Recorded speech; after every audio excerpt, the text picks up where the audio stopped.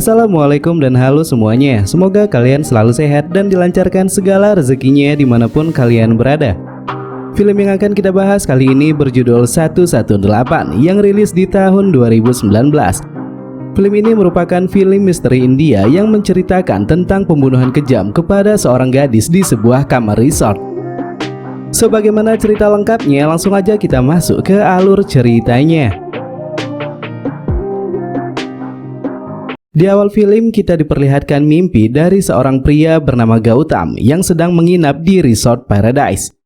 Dalam mimpinya ia melihat ada seorang wanita yang disiksa dan berlumuran darah.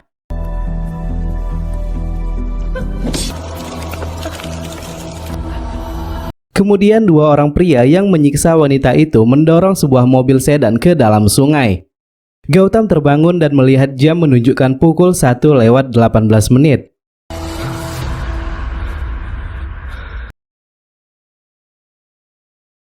Gautam berprofesi sebagai jurnalis investigasi. Saat itu ia bersama rekan kerjanya sedang melakukan perjalanan kerja. Di tengah perjalanan Gautam melihat ada sebuah mobil ambulans yang melaju cepat seakan ada kecelakaan yang terjadi. Merasa curiga, Gautam dengan cepat mengikuti ambulans tersebut. Dan benar saja, ia pun melihat beberapa gangster sedang memindahkan tumpukan uang dari sebuah truk ke beberapa mobil ambulans.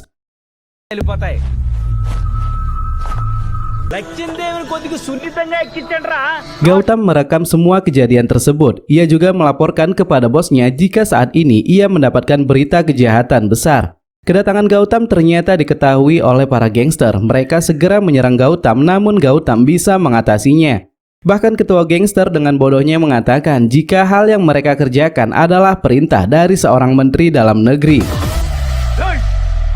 Setelah berhasil melumpuhkan mereka semua, Gautam mendapatkan apresiasi dari bos dan rekan kerjanya. Bahkan bosnya mengatakan jika saat ini seluruh India telah terpaku ke saluran mereka dan menteri yang terlibat dalam kasus itu akan segera dipenjara.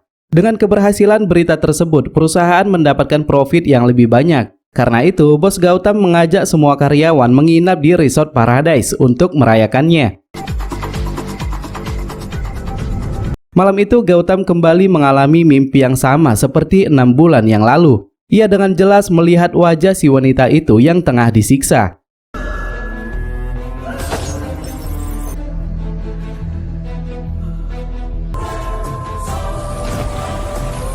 Gautam juga melihat sebuah logo yang mungkin logo itu ada kaitannya dengan wanita itu. Gautam kembali terbangun dan melihat jam menunjukkan pukul 1:18 menit. Pagi hari saat Gautam hendak mengemasi barang-barangnya, ia kembali melihat bayangan dalam mimpinya. Dan ketika Gautam sudah berada di luar kamar, ia menyadari jika wanita yang ada di dalam mimpinya dibunuh di kamar yang sama, kamar 118. Gautam menceritakan mimpi tersebut kepada rekan kerjanya bernama Ramesh. Namun Ramesh mengatakan jika itu hanya sebuah mimpi. Apalagi selama ini ia mengetahui jika Gautam adalah seseorang yang hanya percaya karena logika. Gautam yang masih mencari arti dari mimpinya kemudian menemui seorang psikiater bernama Dr. Divakar. Namun jawaban yang ia dapatkan tetap sama, di mana mimpi berulang yang dialami Gautam kemungkinan terjadi karena kejadian yang pernah ia lihat di suatu film. Sehingga ketika Gautam mengalami mimpi kedua di tempat yang sama, imajinasi Gautam akan mimpi itu kembali terulang. Dr. Divakar menyuruh Gautam untuk beraktivitas seperti biasa dan tidak terlalu memikirkan mimpinya. Experience the dream. Itam tahu dulu, dokter. Di suatu hari saat hendak menuju kantor, Gautam dikejar oleh sebuah truk yang diduga adalah anak buah menteri dalam negeri yang hendak menuntut balas. Sehingga ia pun harus mengambil jalan lain untuk menghindarinya. Saat ia melintasi jalan berbukit, Gautam menyadari jika jurang yang ada di seberang jalannya saat ini adalah jurang yang sama dalam mimpinya. Tanpa pikir panjang, Gautam menerjunkan dirinya ke dalam sungai untuk memastikan apakah mobil yang ada dalam mimpinya benar-benar nyata. Dan tanpa disangka, mobil itu pun berhasil ia temukan. Di dalam mobil tidak ditemukan apa-apa.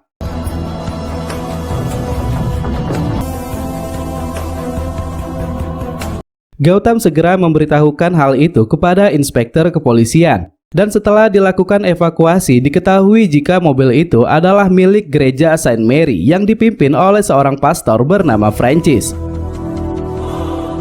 Hilangnya mobil itu juga berkaitan dengan hilangnya seorang gadis bernama Esther. Diketahui Esther merupakan pengurus panti asuhan di bawah naungan gereja Saint Mary. Namun saat Gautam melihat fotonya, Gautam menyadari jika Esther bukanlah gadis yang ada di dalam mimpinya. Sementara di tempat lain, ada beberapa orang yang ketakutan dengan ditemukannya mobil tersebut. Sir, further enquiry చేయకుండా ఇక్కడ మొత్తం Gautam meyakini jika hilangnya Esther dan mobil gereja yang ditemukan pasti ada kaitannya dengan gadis yang ada di dalam mimpinya. Di saat yang bersamaan, Gautam dikabarkan jika ibunya tiba-tiba jatuh pingsan. Ia pun segera meluncur ke rumah ibunya. Sesampainya di sana, ibunya mengatakan jika sekarang ia sudah sedikit baikan. Kabar kesehatan ibunya juga membuat paman Gautam khawatir. Saat video call dengan sang paman, Gautam melihat logo yang pernah ada di dalam mimpinya. బాగా జరుగుతున్నాయి uncle. Ia pun dengan cepat menanyakannya. Sang paman mengatakan jika logo itu adalah logo percetakan yang sudah tutup 6 bulan yang lalu.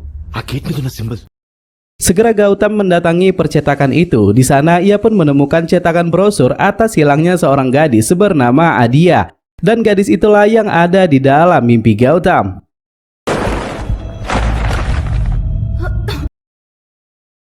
Setelah membaca alamat Adia, Gautam segera bergegas pergi ke rumahnya. Di sana Gautam disambut oleh ayah Adia. రండి ఆర్జే గురించి ఏమన్నా తెలిసిందా బాబు? ఎవరు Saat ini ayah Adia tinggal seorang diri. Setelah hilangnya Adia, ibu Adia mengalami sakit keras dan meninggal 4 bulan kemudian. Ayah Adia membawa Gautam ke kamar Adia dan menunjukkan beberapa kenangan tentang Adia.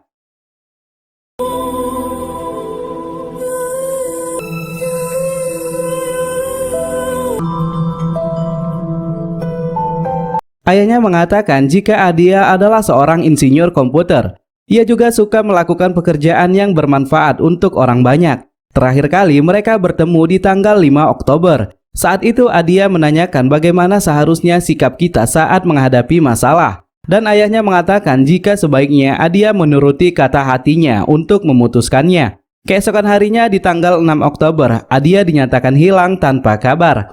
Ayah Adia meminta kepada Gautam agar bisa menemukan keberadaan Adia secepatnya. Dari penyelidikan yang dilakukan Gautam saat ini tersimpulkan jika tanggal 6 Oktober adalah tanggal hilangnya Adia dan Esther secara bersamaan. Kemungkinan pertama sebelum Adia dinyatakan hilang, ia juga berada di kamar 118, kamar yang sama yang digunakan Gautam saat menginap. Dan kemungkinan kedua, Adia hanya datang untuk menemui 2 orang yang tinggal di kamar 118. Kini yang menjadi pertanyaannya, siapakah orang yang berada di kamar itu? మనకు తెలీదు కానీ నాకు వచ్చిన కళ ప్రకారం Gautam segera mendatangi Resort Paradise dan bertanya siapa yang memesan kamar 118 di tanggal 6 Oktober. ఎవరి పేరు మీద బుక్ చేసిందో కొంచెం చెప్తారా? Namun tanpa Gautam sadari, ternyata di malam itu ia juga berada di Resort Paradise untuk menghadiri acara pertemuan dengan pejabat daerah. Namun selang 5 menit ia di sana, ia mendapatkan telepon jika rekan kerjanya bernama Siddharth mengalami kecelakaan. Setelah dicek, resepsionis mengatakan jika hari itu tak ada orang yang menginap di kamar 118. కానీ ఆ రోజు event video cover Gautam meminta rekaman CCTV, namun karena kejadian itu sudah lewat dari 6 bulan, maka rekaman CCTV sudah tidak ada lagi. Resepsionis menambahkan jika ia mempunyai teman editor bernama Tuan Sai yang merekam acara pertemuan di tanggal 6 Oktober. Ia pun akan mengabarkan Gautam jika sudah mendapatkan informasi tambahan. Sementara kedatangan Gautam di sana membuat manajer resort sedikit ketakutan. Ia pun mengabarkan hal itu kepada seseorang. Singkatnya Gautam melihat rekaman acara tersebut dan benar saja ia pun menemukan Adia yang datang seorang diri.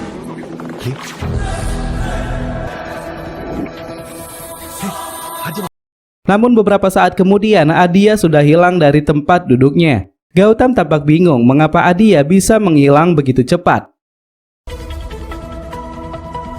Ternyata rekaman tersebut merupakan versi editan dan rekaman aslinya disimpan di dalam satu harddisk. Namun saat dicek, ternyata harddisk itu sudah menghilang. Version rashes అన్ని వేరే hard disk లో ఉన్నాయి. Gautam kembali memasuki kamar 118. Ia pun menemukan pecahan kaca di bawah karpet kamar yang diduga terjadi karena penyiksaan kepada Adia. Ia pun memutuskan untuk menginap di kamar 118 pada malam itu. Namun usahanya sia-sia karena Gautam tidak bisa mendapatkan mimpinya kembali.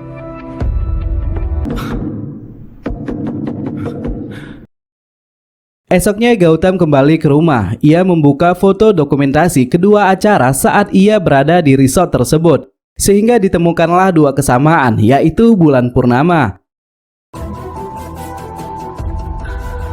Ia pun menyadari jika mimpi itu hanya bisa ia dapatkan saat bulan purnama tiba. Namun yang jadi masalahnya, hal tersebut membutuhkan waktu 10 hari lagi. 26th. Gautam berteori jika ia mendapatkan mimpi tersebut pada bulan purnama, kemungkinan orang-orang yang menginap di kamar 118 pada bulan purnama juga akan mendapatkan mimpi yang sama dengannya. అంటే మనకు 2 బెనిఫిట్స్ ఉన్నాయి. మొదటిది Ia pun memutuskan mendatangi Resort Paradise untuk meminta nama-nama orang yang menginap di kamar tersebut.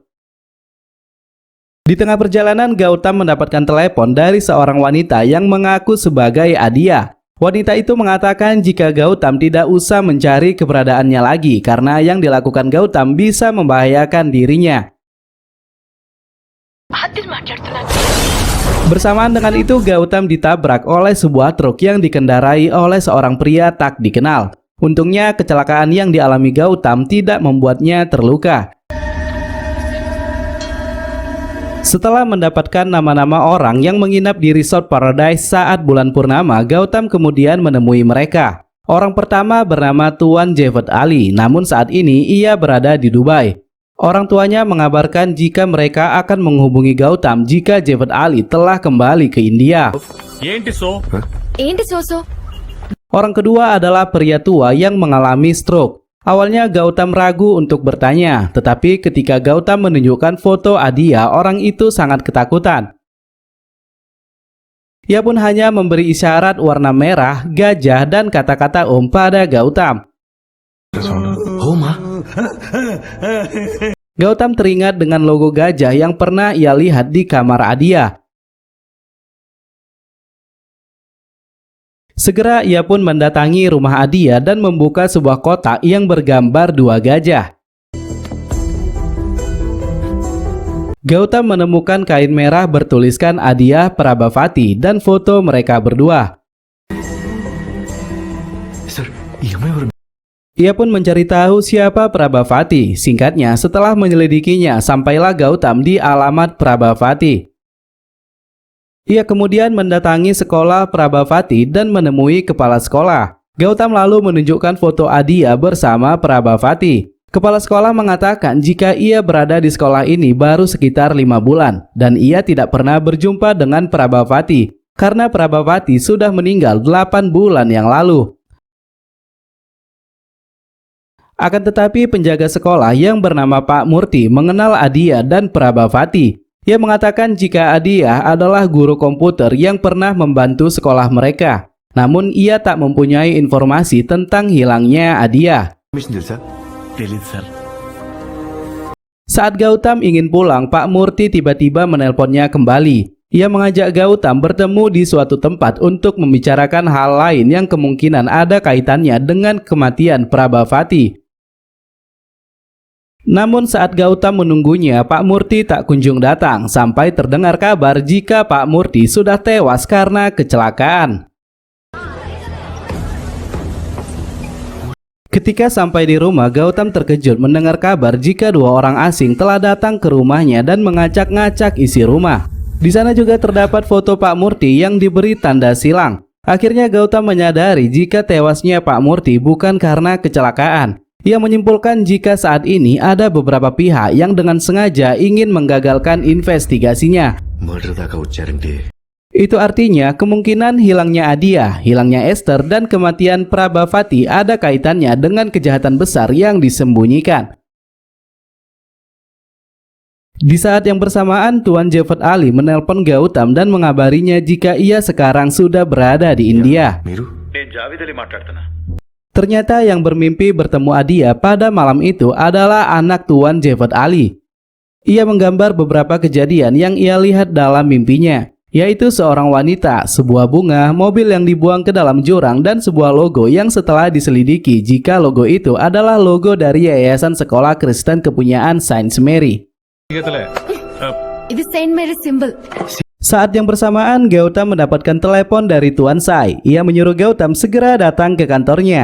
Ternyata harddisk yang menyimpan semua rekaman acara pada tanggal 6 Oktober telah dijual oleh karyawannya kepada seseorang dengan harga yang tinggi. Namun untungnya Tuan Sai berhasil menemukan semua data rekaman di sistem cadangan komputernya. లక్కీగా నా backup system లో డేటా దొరికింది. రిట్రీవ్ చేశాను sir. Gautam kembali melihat rekaman tersebut. Terlihat di sana Adia diajak oleh seseorang dan beranjak dari tempat duduknya. వాడే సార్ వీడి దగ్గర hard disk ఉంది చెప్పరా. Si karyawan mengatakan jika orang itu adalah orang yang membeli harddisk darinya. Ia tidak tahu siapa orang itu, namun ia melihat sebuah tulisan Yayasan Bhavana Foundation di mobil yang dinaikinya. Gautam kembali melihat rekaman dan menemukan Esther juga berada di acara tersebut. Itu artinya Esther juga mengetahui kejadian yang terjadi pada malam itu. Setelah diselidiki diketahui jika orang yang membeli harddisk itu bernama Tuan Raghuram, yang merupakan founder Yayasan Bhavana. Segera Gautam menuju ke rumah Tuan Raghuram, namun langkahnya sedikit terlambat karena Tuan Raghuram sudah dibawa oleh kelompok pembunuh bayaran.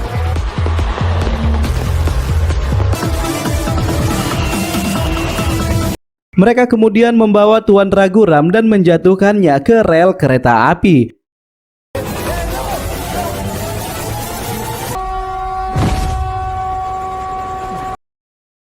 Gautam kembali melanjutkan penyelidikan dengan mendatangi gereja Saint Mary. Di sana ia bertemu dengan seorang biarawati. Dari percakapan singkat mereka, Gautam menyadari jika suara biarawati itu sama dengan suara wanita yang menelponnya dan mengaku sebagai Adia.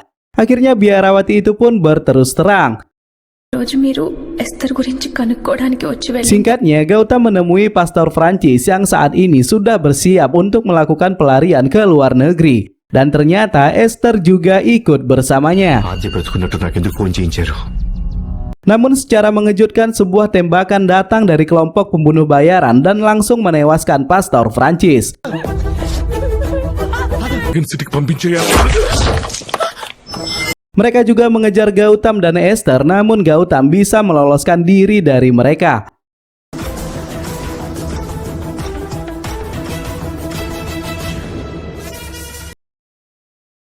Disinilah fakta tentang Adia terungkap. Dahulunya, Esther dan Adia adalah guru relawan di sekolah yang sama. Very good. Singkatnya, setelah berkenalan satu sama lain, mereka merasa cocok untuk bersahabat. Adia sangat dekat dengan para murid, terutama kepada Prabhavati. Ia menganggap Prabhavati sudah seperti adiknya sendiri.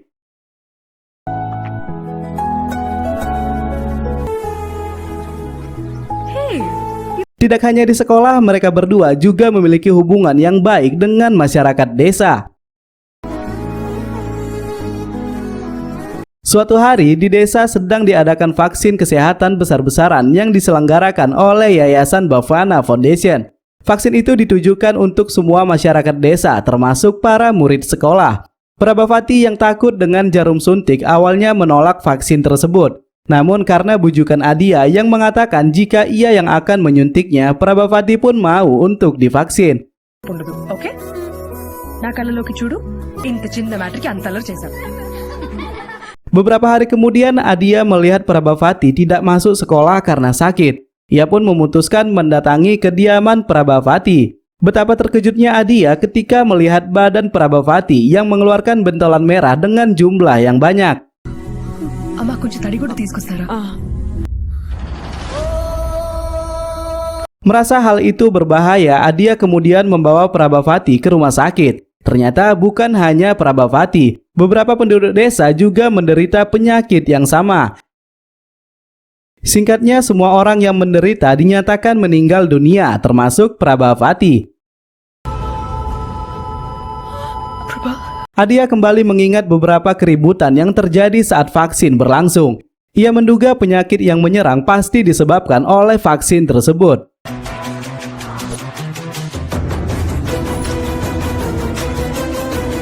Di malam hari, Adia kembali mengecek botol vaksin bekas yang digunakannya untuk memvaksin Prabhavati.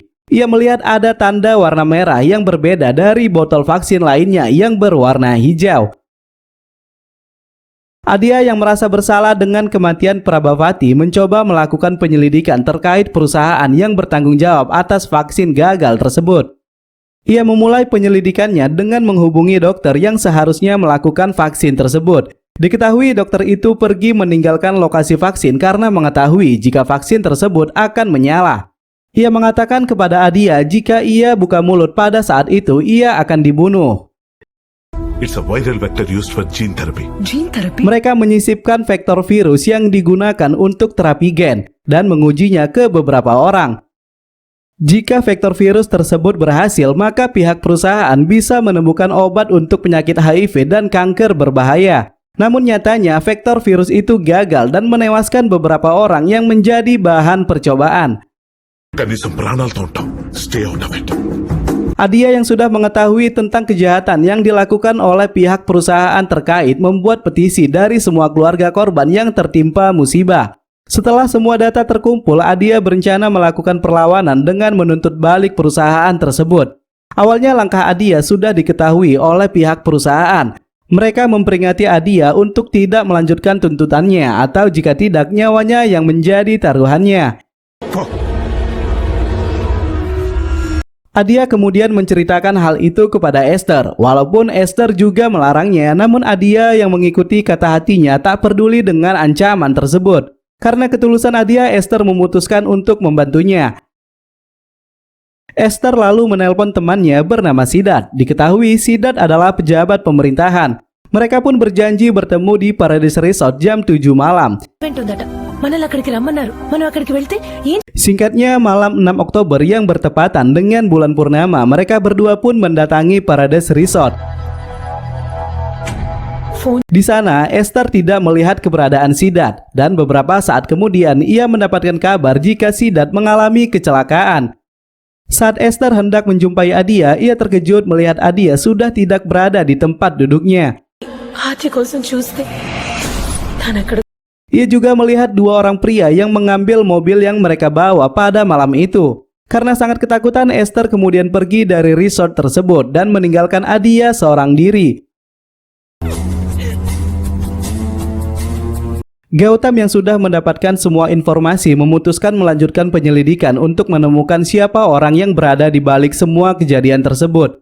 Ia kembali memeriksa barang-barang yang ia temukan, sampai ia menyadari jika gambar bunga yang digambar oleh anak Tuan Javad Ali sama dengan bentuk bunga yang ada di kalung Adia pada malam itu. Ia berasumsi jika di gelang itu ada sesuatu yang tersimpan yang bisa menjadi bukti untuk mengungkapkan kebenaran. ఈ బ్రేస్లెట్ ఎక్కడ ఉందో తెలియాలంటే ఆద్య గురించి తెలియాలి. Namun untuk menemukannya, Gautam harus menemukan keberadaan Adia terlebih dahulu. Dan jalan satu-satunya untuk mengetahui keberadaan Adia saat ini, Gautam harus bisa mengulang mimpinya. Gautam kemudian menemui Dr. Divakar dan menceritakan semuanya. ఇంకా సింపుల్ గా చెప్పాలంటే and one more thing నీ కలలు Singkatnya, Gautam kemudian pergi ke Resort Paradise dan tidur di kamar 118. Saat itu ia seolah-olah hadir dalam acara di tanggal 6 Oktober.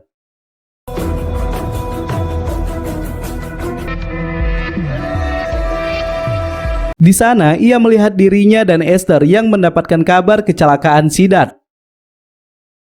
Kemudian ia melihat Tuan Raghuram datang dan mengajak Adia pergi. Mereka masuk ke dalam kamar 118. Awalnya Tuan Raghuram memberikan saran agar Adia tidak perlu mengangkat kasus itu kepada publik, karena itu bisa membahayakan dirinya. Namun Adia menolaknya. Tak lama pihak perusahaan yang terkait mendatangi kamar 118.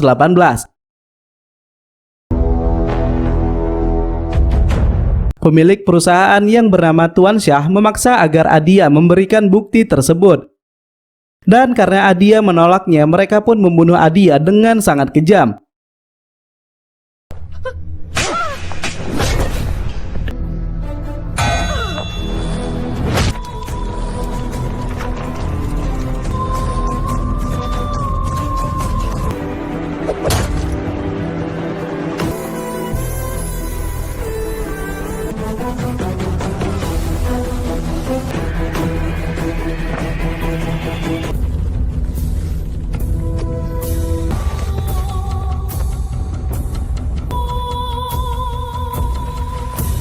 Gautam yang sudah terjaga kemudian mendatangi tempat di mana Adia dikubur. Tempat itu sekarang ditutupi oleh kolam air pancur yang dibuat oleh manajer resort. Dan setelah dilakukan evakuasi, ditemukanlah jasad Adia yang sudah menjadi tulang belulang. Gautam mengambil kalung yang digunakan Adia dan ternyata di dalamnya ada sebuah flash disk yang menjadi bukti penting untuk menangkap orang-orang yang ada di balik kejahatan tersebut. Di antaranya direktur rumah sakit penyelenggara vaksin, manajer resort Paradise, dan pemilik perusahaan Tuan Syah. Tuan Syah yang merasa jika karirnya sudah hancur memutuskan melakukan tindakan bunuh diri. Di akhir film, Gautam kembali bermimpi. Ia bertemu Adia yang sedang tersenyum. Bersamaan dengan itu, film pun berakhir. So, mungkin sampai di sini aja ya cerita kali ini. Saya Ahmad pamit undur diri. Tetap hidup sehat. Thanks for watching and see you to the next video. Bye-bye.